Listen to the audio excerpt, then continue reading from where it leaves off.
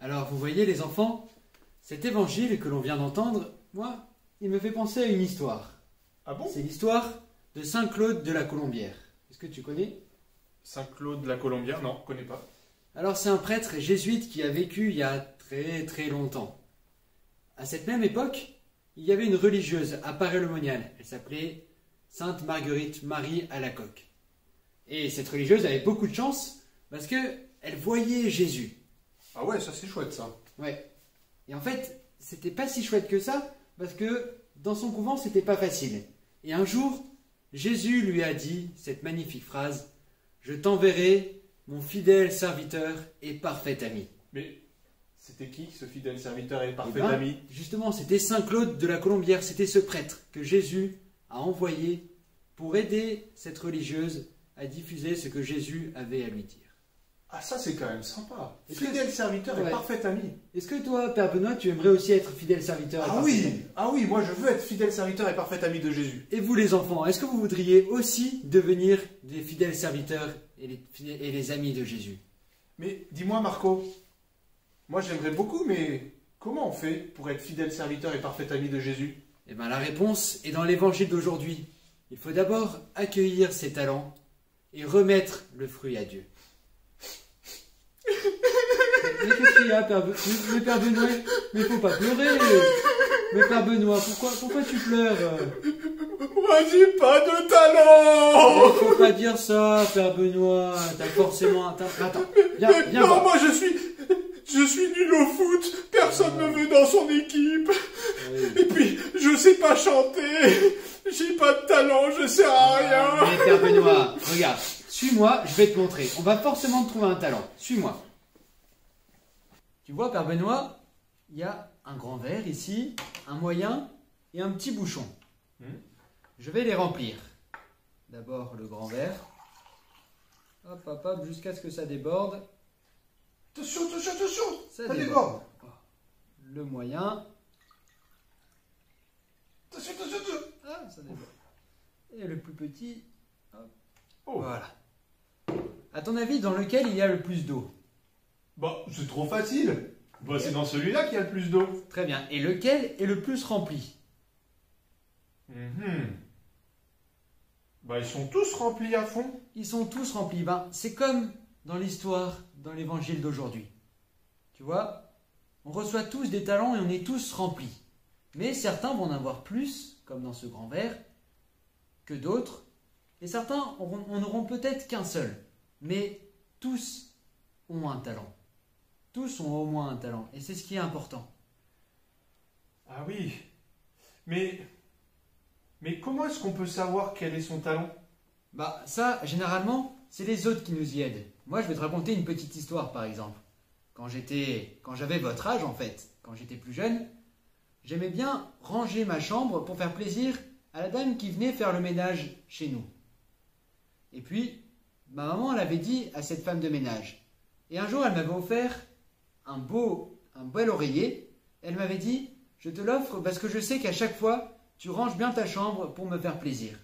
Ben moi, je ne m'étais pas rendu compte forcément que j'étais serviable ou que je faisais attention aux autres. Et ben grâce à cette dame, j'ai compris qu'en fait, un de mes talents, c'était de prendre soin des autres et de faire attention et de vouloir faire plaisir. Mais Wow. tu sais, c'est souvent les autres comme ça qui nous aident. Ça, c'est un beau talent. Ouais. Ouais. Mais tu vois, Marco, là, il y a un truc quand même qui me perturbe depuis le début.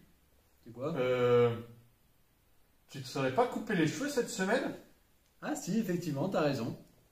Et puis, bon, je veux pas te mettre la honte hein, devant les autres, mais j'ai comme l'impression que tu as mis ton t-shirt à l'envers. C'est sûr? Ah ouais. Ah bah t'as raison. Bah, en tout cas, ce qui est sûr, Père Benoît, c'est qu'on peut dire que t'es observateur. Et ça, c'est un beau talent. Ah! Ça y est, j'ai un talent! Je suis observateur! Ouais, bravo. Je suis observateur!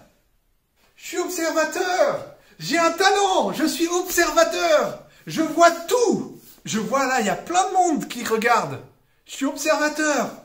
J'ai vu, ah oui, c'est vrai, j'ai vu aussi que dans la sacristie de la basilique, il y a une nouvelle icône magnifique que les servants d'hôtel et les servants d'assemblée pourront voir la prochaine fois qu'ils viendront.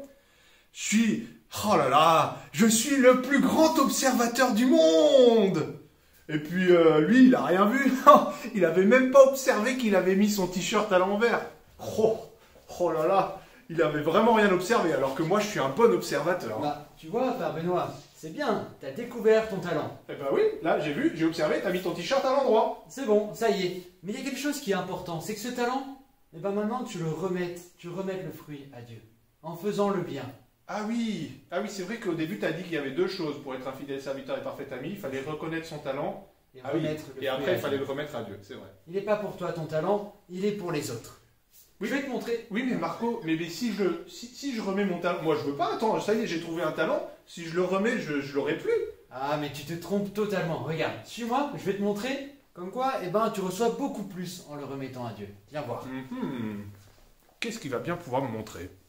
Mais qu'est-ce que tu veux me montrer, Marco? Je vais te montrer. C'est quoi ça? C'est la machine à agrandir. La machine à agrandir? Oui, et tu vois, Dieu, il agit avec nous comme cette machine. Et je vais te montrer comment cette machine agit. Attention. Vous voyez les enfants, dans cette machine à agrandir, je vais envoyer un petit Playmobil. Et vous allez voir ce qui va se passer, c'est magique. Waouh! Regardez, j'ai envoyé un petit Playmobil et je reçois quelque chose de plus gros. Maintenant, à toi, Père Benoît. Waouh, elle est vraiment incroyable cette machine. Il a lancé un Playmobil et il a récupéré un énorme nounours. Ah, ça me donne une idée. Si j'essayais avec une pièce de 1 euro, on va voir qu'est-ce qui se passe. Oh, oh, incroyable. Ça marche. Ça me donne vraiment envie de donner tous mes talents à Dieu. Si c'est comme ça que à chaque fois, s'il les multiplie, il les fait grandir, je vais envoyer... Ça, c'est mon talent d'observation. Qu'est-ce qui devient si je donne mon talent d'observation à Dieu?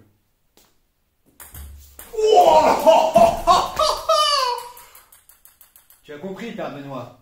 Si tu accueilles tes talents, si tu les utilises pour faire le bien et si tu les remets entièrement à Dieu, alors tu seras un fidèle serviteur et un parfait ami. Et tu seras vraiment, vraiment heureux. Avant de terminer cette liturgie de la parole, on va ajouter un deuxième barreau à notre échelle qui nous guide vers le ciel. La phrase d'aujourd'hui, qui résume le message de l'Évangile, c'est « Pour devenir un fidèle serviteur et parfait ami de Jésus, j'accueille mes talents et je lui en remets le fruit. »